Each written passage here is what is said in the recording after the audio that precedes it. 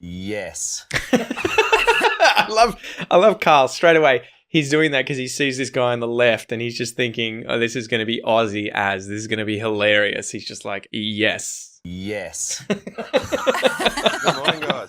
All I can say is yes, bro. Daniel, you were the surfer. Were you aware that there was a shark so close to you when you were out there surfing?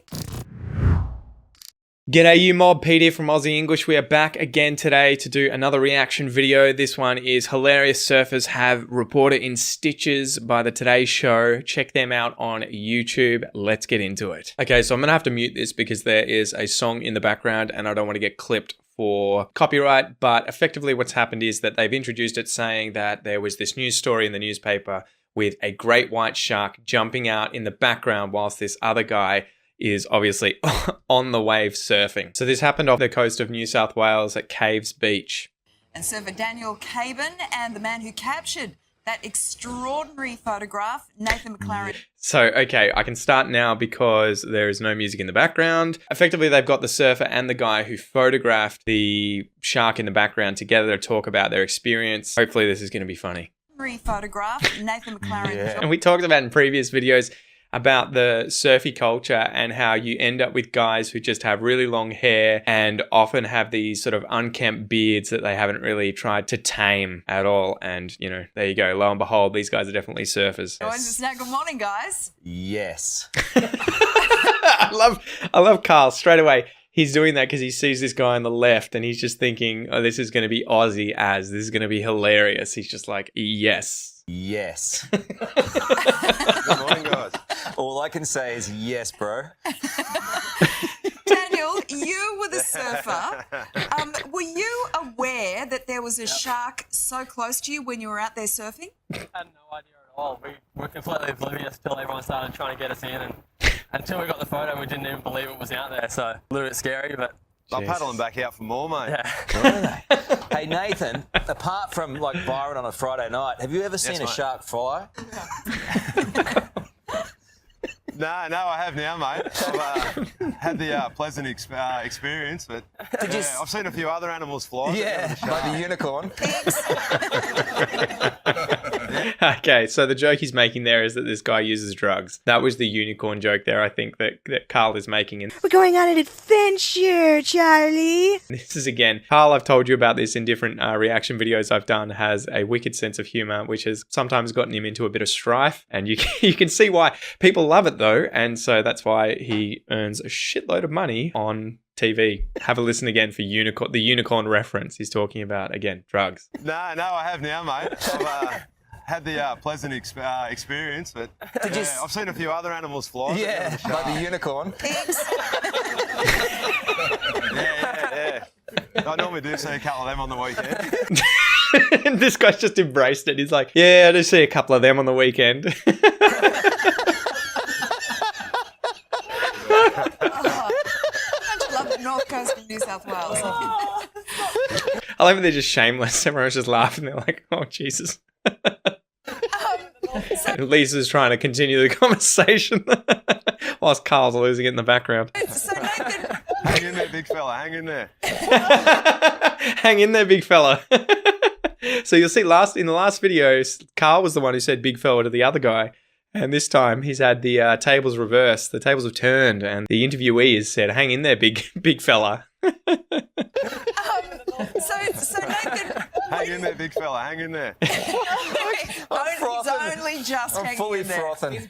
So Nathan, when you were taking the photographs, did you know there was a shark there? Were you trying to capture that, or were you just concentrating on Daniel surfing the big waves? Yeah, we're just out there taking a couple of photos of the guys, and about half an hour before that, we thought we'd seen something, and we weren't 100% sure. And then, probably half an hour later, we had the pleasant side of seeing it fly through the air. The good thing here is that this shark looks like it's only about 2.5 meters long. It doesn't look very, very big, so it's unlikely to be a man-eater. So, yeah, I doubt these guys were too terrified. Yeah, pleasant for you. Not so sure Though I would definitely be getting them out of the water.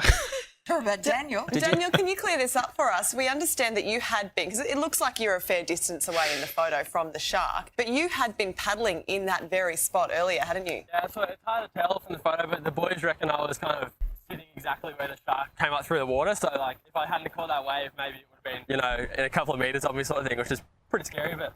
Yeah, luckily I caught the wave, so it's all right. Yeah, thank God you got off. Now, Nate, you certainly made a point that everyone knew. The interesting thing here is, guys, I did a video recently talking about reacting to a video of the 10 most dangerous Aussie animals. And one of them was the great white shark. But then I think they broke it down and it was like worldwide there are 5 fatalities from sharks a year, I think, from great white sharks a year. It was something like that. I don't know. Go check out the video. I'll link it up above here and you'll see. But they are definitely not one of the most deadly animals. Australia, you're probably going to have less than 1 person a year that dies from a shark attack, let alone from a great white shark. So if you want to put things in a perspective, I'd be much more terrified of bees, horses, dogs than I would be of sharks. So don't worry about getting into the water, guys. You'll be fine. It's not like Jaws down here in Australia.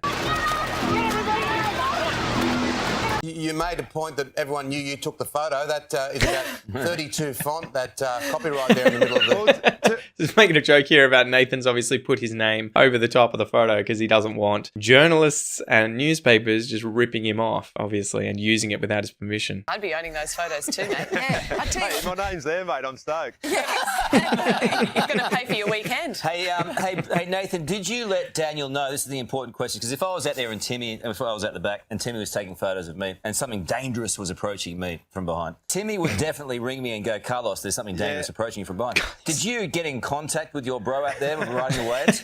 Yeah, mate, we started tooting the horn of the car and I actually took off one of the red trusty flannelette shirts and put it on the end of a crutch and started waving it through the air just to let him know. yeah, but clearly after you took the photograph.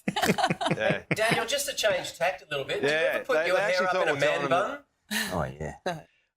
Random question. Do you ever put your hair up in a man bun? What? Oh, don't tempt me, mate. Don't tempt me. Do they call you the Red Dragon? Or Puff? The magic dragon? God, now he's making more drug references to smoking cannabis. Puff the magic dragon. Puff the magic dragon. Puff the magic dragon. Yeah, I don't know where that would come from, but... Well, Daniel, are you a great confident photo. about? I mean, it looks like a beautiful day there today. You're going to go out in the surf today? Yeah, well, we're pretty full on at the moment with you guys, so maybe afterwards we might get a couple of waves. Yeah, we are do full our on. time. Are you nervous about going back in the water, given what's out there? Not really. I mean, the one positive I take out of it, I didn't even see the shark. If the boys weren't there taking photos, I wouldn't have even known it was there. So It's to me, I still haven't even seen it. They're always there. I'm not too worried. It's a great laid-back ride you're on anyway, bro. And, Come on, mate, you're fully sick internationally now. And Nathan, I look forward to catching up with you on Friday night, bro. I'm looking... Carl's making a joke there saying that he wants to use some drugs on the weekend with him. Again, I don't know how he got away with so much of this sort of stuff on TV. He's very clever. And Nathan, I look forward to catching up with you on Friday night, bro. I'm looking forward to it too, big fella. Enjoy that dandelion soy chai that you're drinking. Thanks a lot, boy. Jesus, this other guy just making, random hipster jokes. Enjoy that dandelion soy coffee that you're drinking. Jesus, out of nowhere, mate. Just pulling out the insults. This guy's trying to come on the TV, talk about the stuff that's just happened, and you're just asking him if he puts his hair up in a man bun or if he drinks this, hipster coffee. I'm looking forward to it too, big fella. Enjoy that dandelion soy chai that you're drinking. Thanks a lot, boys, and we're glad you're both. Let's go back through this and I'll show you some of the interesting vocab here, okay? I'll break it down and hopefully you guys can use this to sound more Australian. Good morning, guys. All I can say is yes, bro. All right, so bro, we can use that at times. And obviously, look at this. Karl is on TV as a news anchor, or if you want to call him that at the moment, on the Today Show. No offense, Karl. But he is using something very informal, which is interesting. It shows that he obviously wouldn't talk like that if he was talking to someone and he was interviewing them in a very formal situation. But because he can see these guys, he can see that they are very Aussie kind of blokes. He has changed the language he's using and he's used bro. So it's interesting how we have sort of almost multiple dialects that we'll use in the language that we have, or whatever language that is that you speak, and that you can turn it on and change them depending on the situation. So have another listen. Now, good morning, guys. Yes. Good morning, guys.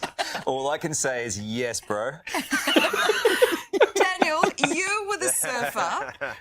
Were you aware that there was a shark so close to you when you were out there surfing? I had no idea at all. We were completely oblivious till everyone started trying to get us in. And There you go. So there's some interesting phrases for you. To have no idea means to be clueless, to not know, to know nothing about something. Oh man, I've got no idea. I've got no idea.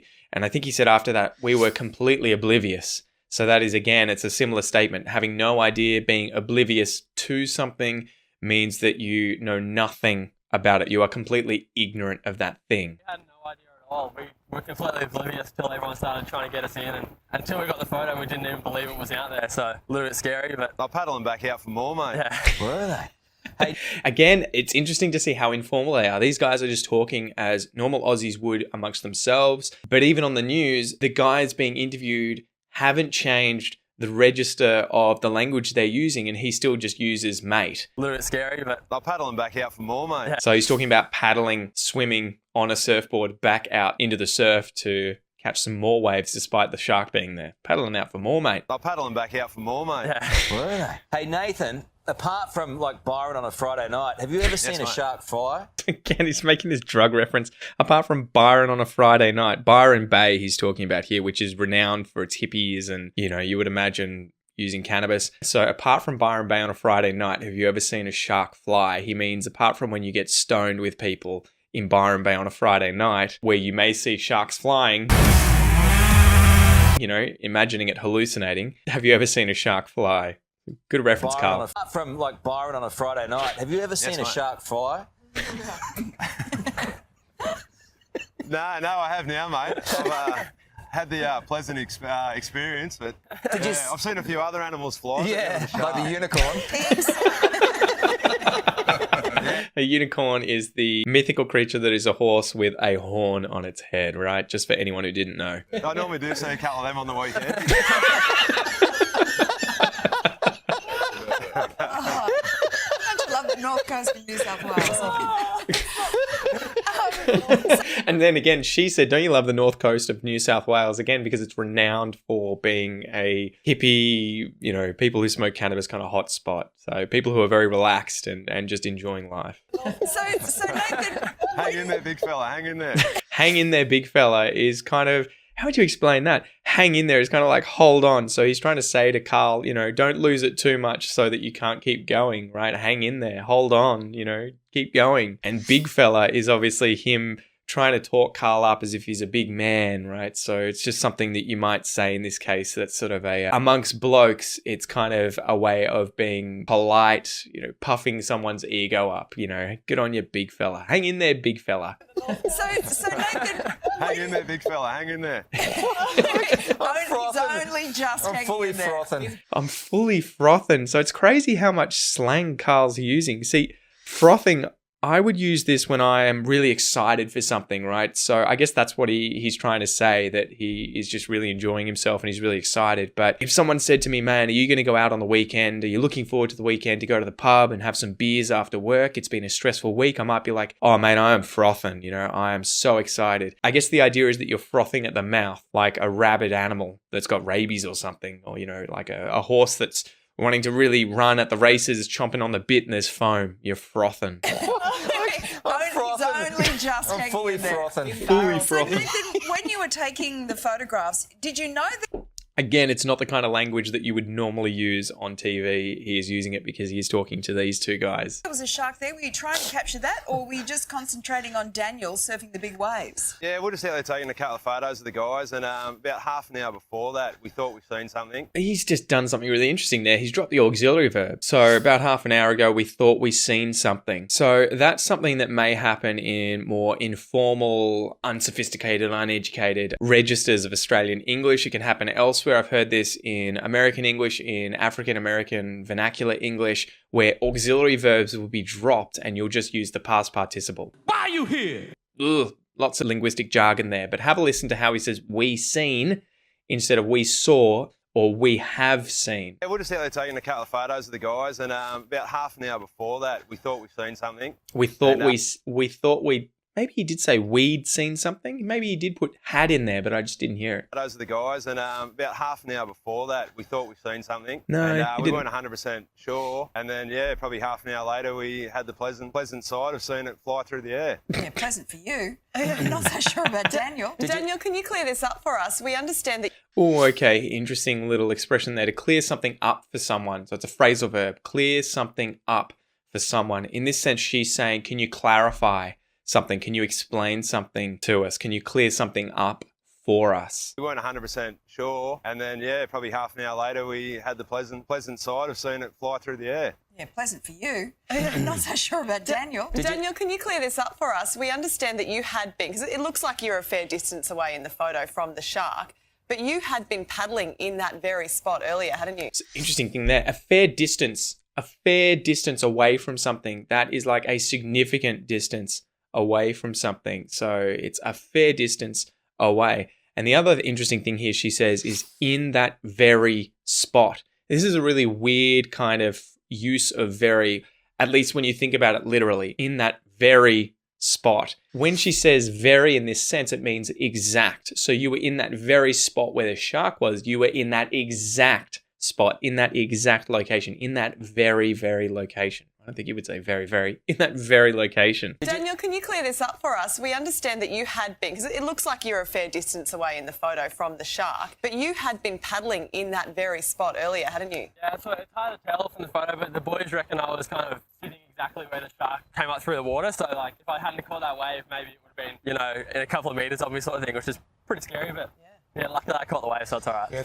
I wonder if you guys can hear the Australian version of the verb to think being used here at the start there. Have a listen to what he said. Did he use think or did he use a different verb? Yeah, so it's hard to tell from the photo, but the boys reckon I was kind of... The boys what? The boys... Yeah, so it's hard to tell from the photo, but the boys reckon I was kind of...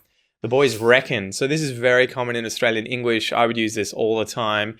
Informal, formal. It's just a different way of saying the verb to think. So what do you think? What do you reckon? You can use either. In a couple of metres of me sort of thing, which is pretty scary, but...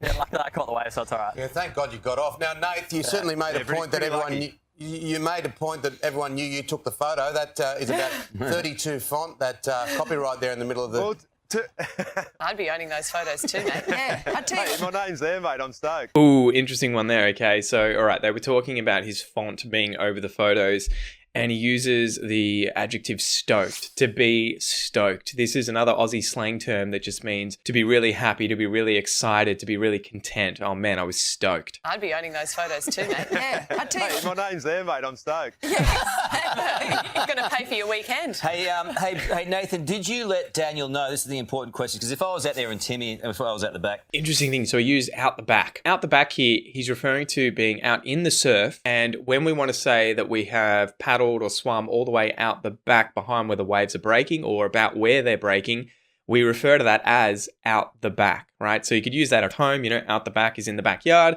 But when we're at the beach talking about the breaking waves, the surf, you can be in the surf out the back, meaning that you are out where the waves, the big waves, are breaking. Hey, Nathan, did you let Daniel know? This is the important question, because if I was out there and if I was at the back and Timmy was taking photos of me and something dangerous was approaching me from behind, Timmy would definitely ring me and go, Carlos, there's something dangerous approaching you from behind. Did you get in contact with your bro out there riding the waves? I don't know how you would have your phone out with your surfing though, Carl. Yeah, mate, we started tooting the horn of the car and Okay, so interesting. Tooting the horn. Tooting the horn. You'll hear how he contracts ing at the end of the word tooting, meaning obviously to press on the button to sound the horn in the car.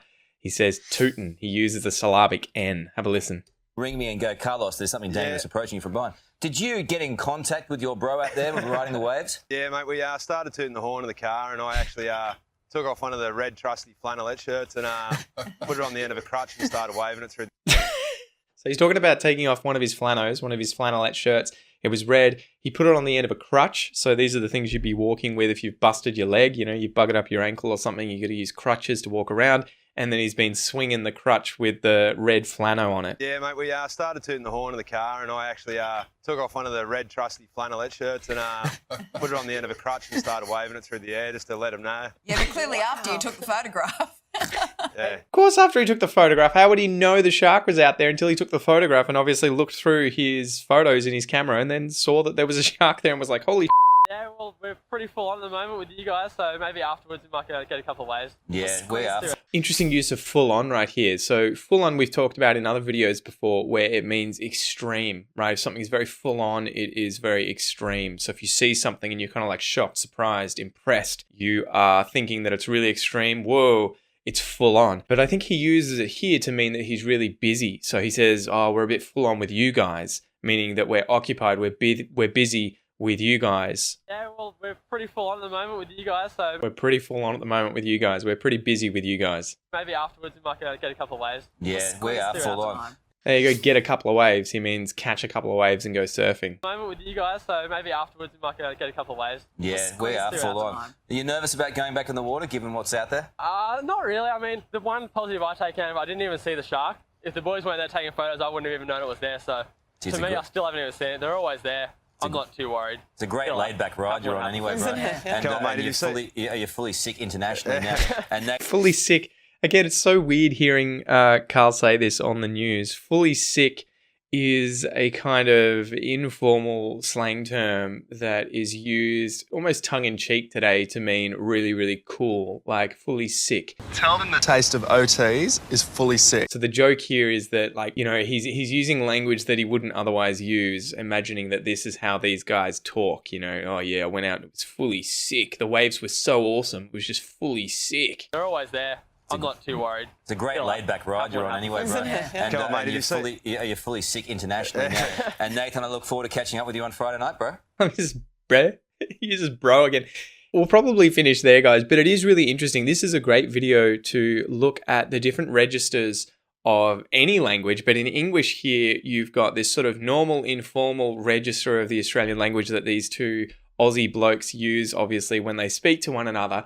And then it's really interesting to see how the news anchors, especially Karl and Lisa to some degree, change the register that they use to kind of match these guys so that they're a little more, I guess they're trying to elicit a bit more authenticity on the news so that they make a video that's going to get a lot of clicks and views. But there's sort of a fine line. Karl is kind of really, really funny and friendly, and so he gets away with using this kind of language that you can tell he wouldn't normally use, or at least, you know, not on the news. But then there's that other guy, and it feels like he's kind of taking jabs and he's making fun of them, as opposed to kind of being in and part of the joke at the same time and enjoying himself. So it's interesting, these different registers. Anyway, that's it for today, guys. Hope you enjoyed it. If you want to learn more Australian English, go check out this video over here. Catch ya.